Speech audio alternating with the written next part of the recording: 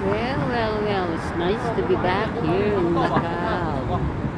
Ito yung Lark Hotel. Doon naman yung sa Star World Hotel.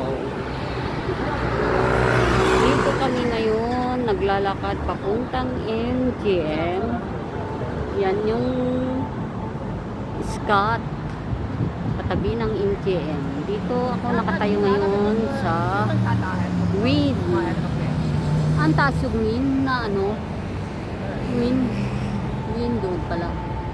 Yan yung Wynn. Ngayon maglalakad kami papuntang MGM. Malapit-lapit na. Katabi lang.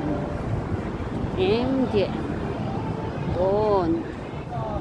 Titignan namin doon at mayroon daw mga palibreng drinks. Sana may tikoy o lupaku.